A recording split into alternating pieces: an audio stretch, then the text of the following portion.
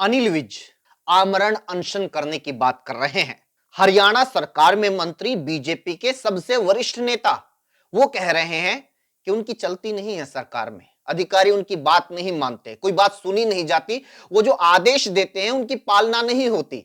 इसलिए कोई फायदा नहीं है कि मैं ग्रीवेंस कमेटी की बैठक लूं या खुला दरबार लगाऊं, लोगों की समस्याएं सुनूं। अब मैं ऐसा नहीं करूंगा। हमारे देशों की पालना नहीं है, अधिकारी हमारे काम नहीं करते। कहने को अधिकारियों का नाम लिया जा रहा है, लेकिन अधिकारी कौन होते हैं, क्या होते हैं? सरकार के इशारों पर काम करने वाले होते हैं अधिकारी और कर्मचारी। एक तरह से अपनी ही सरकार के खिलाफ बड़ी नाराजगी अनिल विज ने, ये कोई ऑफ कैमरा नहीं है, ऑन रिकॉर्ड मीडिया के कैमरों के सामने उन्होंने अपनी नाराजगी जाहिर की है। अनिल विज के इस बयान के बाद एक बार फिर सवाल उठ खड़ा हुआ है कि क्या हरियाणा सरकार में और बीजेपी के भीतर सब कुछ ठीक ठाक चल रहा है? थोड़े दिन पहले आपको याद होगा कि जब बीजेपी के प्रदेश अध्यक्ष मोहनलाल बडोली के ऊपर हिमाचल प्रदेश में गंभीर आरोप लगे, तो विपक्ष की तरफ से कोई ज्यादा तीखी प्रतिक्रिया नहीं दी गई, कोई धरना प्रदर्शन नहीं किया गया। एक तरह से विपक्ष ने खामोशी सी साध ली इस पूरे मामले पर। लेकिन पूरे हरियाणा में एक नेता जो सबसे मुखर होकर आगे आया, वो थे अनिल विज। उन्होंने सीधे अपने प्रदेश अध्यक्ष के इस्तीफे की मांग की। उन्होंने कहा कि यह पार्टी के और पद की पवित्रता के लिए जरूरी है कि मोहनलाल बडोली को खुद अपना इस्तीफा दे देना चाहिए। और एक बार नहीं, उन्होंने दो बार यह बयान दिया। अनिल विज अब वो कह रहे हैं कि मेरी सरकार में नहीं चलती और अपनी सुनवाई करने के लिए मैं अपनी ही सरकार के खिलाफ अनशन करूंगा, आमरण अनशन करूंगा, जिस तरह किसान नेता डल्लेवाल कर रहे हैं। अनिल विज ने अपने बयान में एक और बात कही कि उनका हरियाणा से कोई लेना नहीं है, अंबाला कैंट की जनता से है सिर्फ, क्योंकि अंबाला कैंट की जनता ने बार बार उनको जिताया है। बाकी हरियाणा का तो मैंने कुछ नहीं लेना, लेकिन अम्बाला छावनी की जनता ने। एक बड़ा सवाल यहां पर यह है कि एक ऐसा व्यक्ति जिनका हरियाणा से कोई लेना ही नहीं है, वो हरियाणा सरकार में मंत्री क्यों है? सवाल नायब सिंह सैनी से भी है कि क्या ऐसे व्यक्ति को वो अपनी सरकार में मंत्री रखना चाहेंगे जिनका हरियाणा से कोई लेना नहीं है? क्योंकि मंत्री के तौर पर आपकी जिम्मेदारी बनती है कि आप अंबाला कैंट के मंत्री नहीं हैं, आप पूरी हरियाणा की जनता, पूरे हरियाणा की ज्योग्राफी के मंत्री हैं। हरियाणा में चाहे वो अंबाला कैंट हो, रेवाड़ी महेंद्रगढ़ हो, सिरसा हो, पलवल हो, पंचकुला हो, हरियाणा का कोई भी इलाका, कोई भी जिला हो, आप हर जगह के मंत्री हैं। आपको जो विभाग मिले हैं उनकी समस्याओं का समाधान करना, लोगों की सुनवाई करना आपकी जिम्मेदारी है। सवाल यह है कि अनिल विज इतनी नाराजगी क्यों दिखा रहे हैं?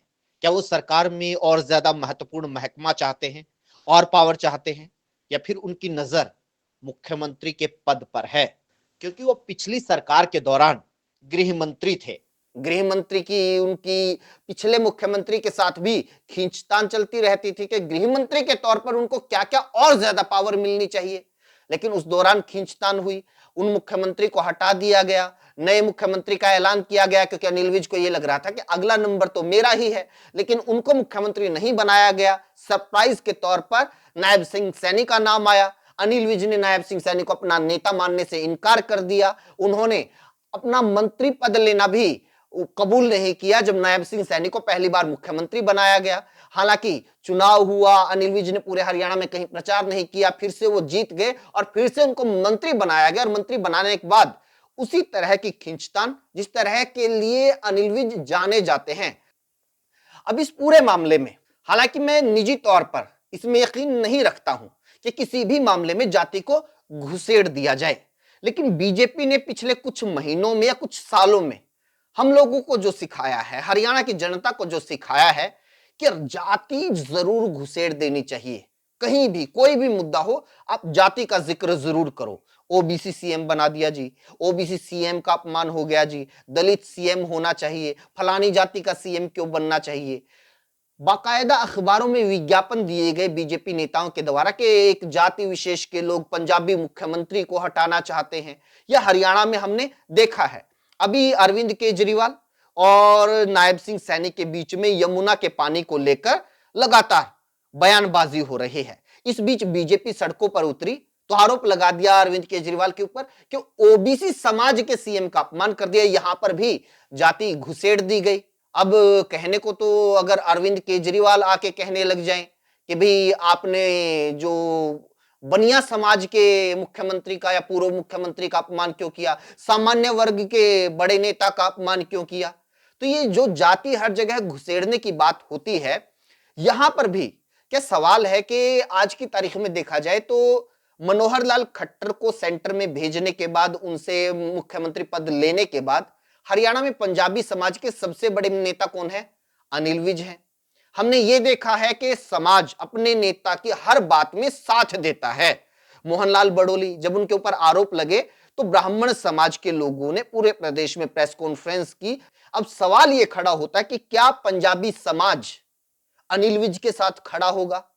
और अनिल विज का जिस तरह से अनदेखी हो रही है या उनकी सुनवाई नहीं हो रही है या उनका अपमान हो रहा है, क्या ये पूरे पंजाबी समाज का अपमान है? तमाम लोग आप इस पर अपनी राय जरूर दीजिए, और बीजेपी के अगर कोई कार्यकर्ता वीडियो को देख रहे हैं तो वो भी अपनी राय दीजिए कि क्या इसमें जाति का एंगल ढूंढा जाना चाहिए, जिस तरह उनकी पार्टी हर चीज में ढूंढ लेती है।